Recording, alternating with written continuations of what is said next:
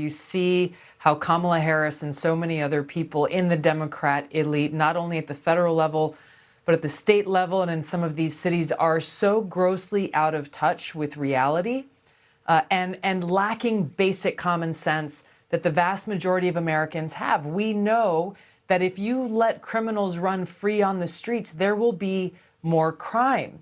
Their lack of common sense and inability to listen and actually see what's going on in our communities is leading to such incredibly dangerous consequences. They're sitting in their ivory towers while people like Miss Riley are being murdered by a guy who was apprehended when he illegally came into our country and then let free, was arrested shortly thereafter, and then let free. If our laws had been enforced in both of those cases, Miss Riley would be alive with her loved ones today.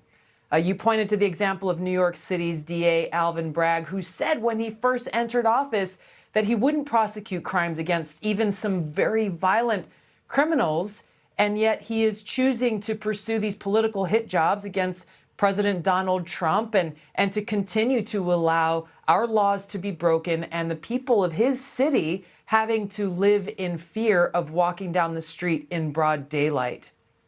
Well, you know, when you listen to the former White House comms director, she did kind of sound the alarm. They know it's hurting them. But she said, well, I don't subscribe to this idea there are roving bands of criminals. And I'm thinking to myself, has she not seen the video? Just that last night we played that horrific video out of Vallejo, California, where they have this thing called a sideshow. And these people attack this man in his truck, just a guy trying to, you know, go about his business. He runs out of his truck. They follow him into a convenience store. They beat him up there. Then they loot the convenience store. As police, you know, a few police officers are trying to, you know, arrive at the scene. That was just one little community, okay? And these people are, oh, we don't see things like that. We never see that. Well, what are we seeing on the screen right now? Exactly. With impunity, exactly. By the way. Theft with impunity. Completely brazen crime happening and no consequences, which is why they keep doing it over and over and over again. When you listen to Biden's former communications director and her comments, she did not at all acknowledge how great of a problem this is in our country. And she did not say, hey, Democrats need to step up and actually solve this problem, enforce our laws, get these criminals off the street. She's talking about how do Democrats win more votes?